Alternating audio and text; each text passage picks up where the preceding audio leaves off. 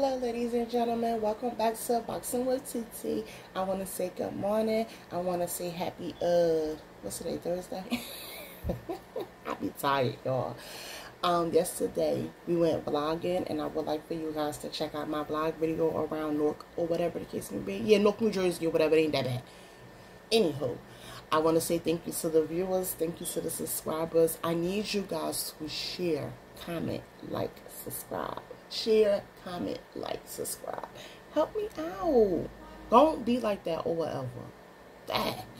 So, I hope you guys are having an awesome week. I hope you guys have an awesome weekend coming up, okay? So, we're going to jump into this George Godfrey video real quick, a.k.a. Feab Smith Williams, alright? So, Feab Smith Williams was born January the 25th, 1897 in Alabama, Mobile. Who knew there was a place called Mobile, okay? And he moves to a place in Pennsylvania called La Perriere. I hope I said it right. Then he goes to serve in World War I, and this is where he actually begins boxing at, okay? He boxes while he's serving World War I, and he's like, yeah, I'm out of here. Forget about this. I resign. I'm going to Chicago.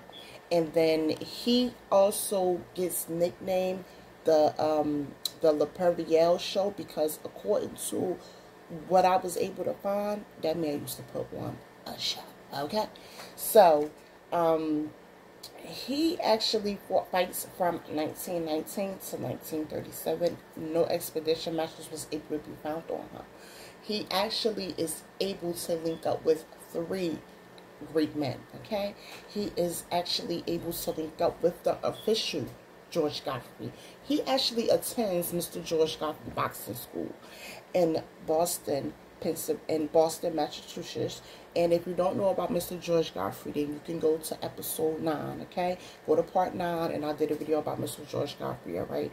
And how, for a little minute, Mr. George Godfrey, the original George Godfrey, had him a nice little team behind him, and just go check it out, okay?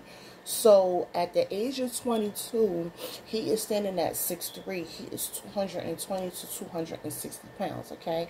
And then he meets the great Sam Langford, and he also begins to spar with the great Sam Langford. Now, I don't know why they stopped sparring, but honey, they stopped. And then he runs into Mr. Jack DePensy. And this is stated like around 1923. This is when he runs into Jack DePensy. And when he runs with just Jack DePensy, he begins to spar with Mr. Jack DePensy as well. Now, it is rumored that he KO'd Jack DePensy during a sparring match.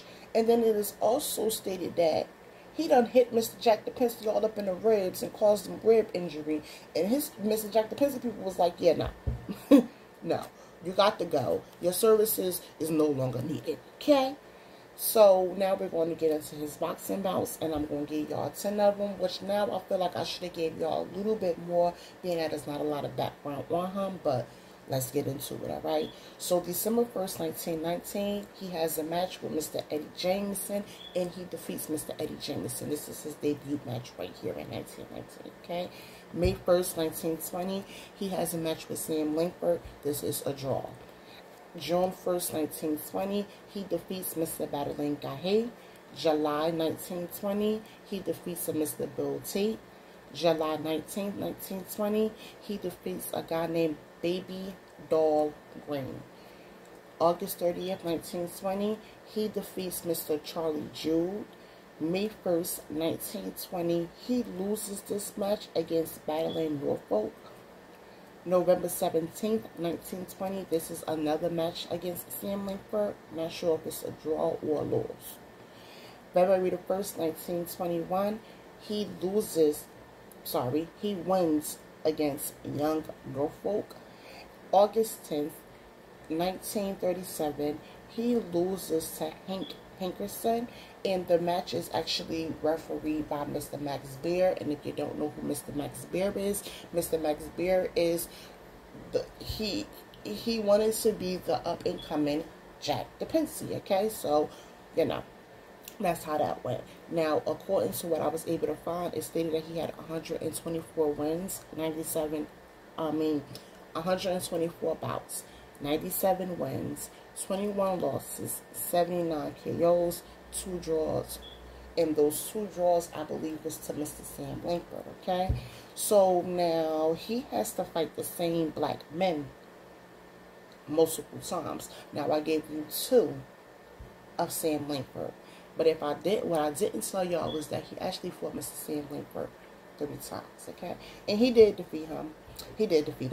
And then with the white folks, it was instructed that he had to lean back. It was either you cover them, you carry them, or you lose. Godfrey was like, alright, okay, I'll just carry him out, whatever the case may be. And then he started also getting disqualified because he got tired of carrying him out. He got tired of carrying him out. And then he has also stated that he was low blood. He was hitting him under the low belt. But no, I think he just got tired of carrying him out, okay? And then he loses a match he loses a match because of a draw match in December 1930. But he does earn the opportunity to get the international boxing, but he's unrecognized. Yeah, he does not get that championship. He does get the World Colored Heavyweight Championship, and he also does get the Mexican Championship, okay? Now, Godfrey decides to take his behind to Europe, okay? He goes to Europe, and then he wins the belt in Europe.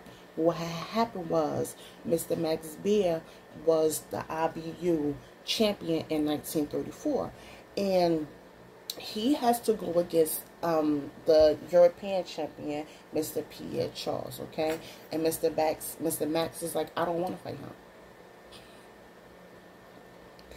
I want to fight James. I want to fight James J. Burnock. And that's what he does. So on the next card, it is now Mr. Godfrey versus Mr. Pierre Charles. Once again, Mr. Pierre Charles is the champion, okay? And Godfrey won that match.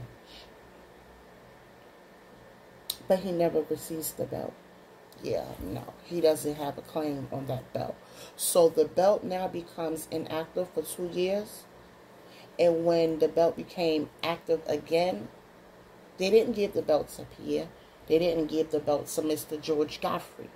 They gave the belt to Mr. Burdock. Even though this foolishness was going on, the people loved him, okay? Especially the black people, okay? The people freaking loved him, all right? Now, it was stated that his handwork and his footwork was real swift. It was real nice, and he was real dangerous in that ring. He also did pro wrestling in his early 30s, okay? And then he also sold out arenas. When people came, people popped out. People popped out for Mr. George Godfrey, even the damn white folks. You know why the white folks popped out? Because he was a 6'3", 220 pound or 260, because he was able to shift his weight. So he would pop out, and they wanted to see his skills and his ability because they knew that the boy could fight. They knew the boy was talented. It's just that, you know, due to his colorism or whatever the case may be, they wasn't beat. All right. So with the 18 years that he stayed in this game, he has traveled plenty of places. Okay, he's been to Bellingham, he's been to Sweden, he's been to France, and he's also been to Ramona. And it's just stated that they avoided him through his career. So he retires in 1937. Okay.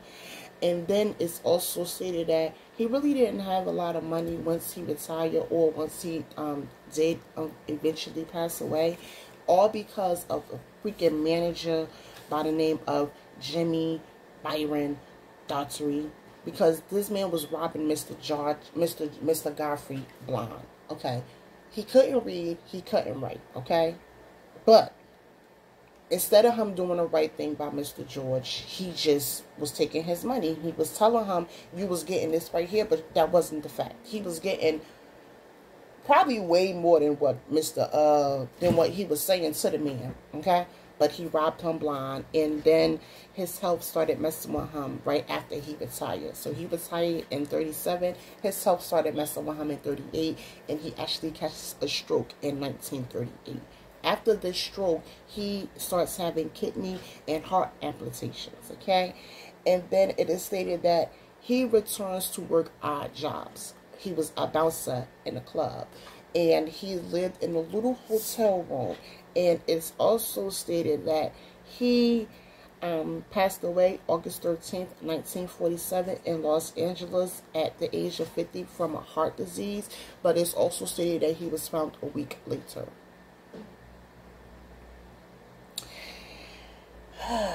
Sad. Okay, so my opinions on his boxing life, his career, good shit. But I believe that him taking George Godfrey's name might have overshadowed him, because if you go to episode 9, George Godfrey, everything that they did to Mr. George Godfrey is what they did to this George Godfrey. It was nothing different. Everything that George Godfrey went through, Fame Smith Williams, aka George Godfrey, went through as well. George Godfrey tried to knock down that color barrier. They wouldn't let him. George Godfrey done did everything that he was supposed to do in the boxing world. They wouldn't let him. This guy, George Godfrey, tried to do the same thing, and this is why he traveled to different areas, because he just wanted that recognition. Mind you, I didn't state that he was inducted into the Boxing Hall of Fame in no countries, no areas. So it's like they didn't even give him the respect that he deserved. And I think that pertaining to his health, I feel like that's the reason why he left the boxing world as well, because they just wasn't giving him his props. Like I stated, I didn't say that he was avoided. The sources stated that he was avoided. Nobody wanted to box this man. So nobody even really gave him a chance. So even though he had 124 bouts, he probably could have had way more if they would have just worked with him. And being because he was a chocolate boy, nobody wanted to work with him. I couldn't find no wife information, no children information, no mama information, no daddy information, y'all. It's not even that many pictures of Mr. George Godfrey up there. Like, I don't know. It's like a shadow, but I couldn't even find a video. Like, I was going to even give y'all a video because I knew this video was going to be short. So I was trying to find an actual video for us to watch. But shoot, I couldn't even find that because there is no dang on video for him to watch. Like, for us to watch on him. It's a video from the original George Godfrey, but there's not one on Mr. Feab, okay? So, and I wondered why he didn't just go on with wrestling, why he didn't just stay in wrestling. But I mean, they both was a shady freaking game in the early 1930s. Like, they both was real devious and real deceiving, and nobody really, it was really a cutthroat industry back then. Nobody really cared about, you know, what they were supposed to manage the guys for. They just wanted the money off the top and wanted to tell them what they wanted to tell them, especially if you couldn't read, or if you couldn't write, or if you couldn't count. They would go ahead and tell you whatever the heck they wanted to tell you, and you was going to believe them because you was that's, you know, they're your manager. So why wouldn't you think, oh, okay, if my manager came in and said I earned $5,000 from this gig, okay, that's what I earned $5,000. But then you're only getting $1,000. Like, it's just a mess. I don't like it. I don't like it. But I will say, Mr. George Godfrey, thank you for hanging on in there. We understand exactly what you was trying to do. You was trying to break the foot, because my baby might be getting up in a little while, y'all. I'm sorry. You was definitely trying to do the same thing that Mr. George Godfrey was doing, and unfortunately these wouldn't give it to you, okay? And I be trying to be unbiased during these videos, but sometimes certain things is just not cool. It's just not right. Like, it makes absolutely no sense why this man is not in the Hall of Fame. Like, why is he here in the Hall of Fame? Why did Mexico have to make him a champion?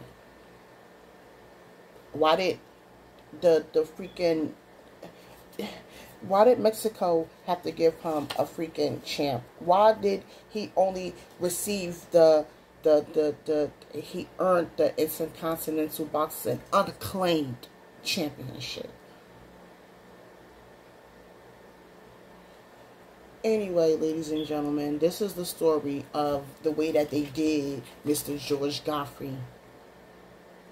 Have a good day, and I will see y'all when I see y'all. Peace out.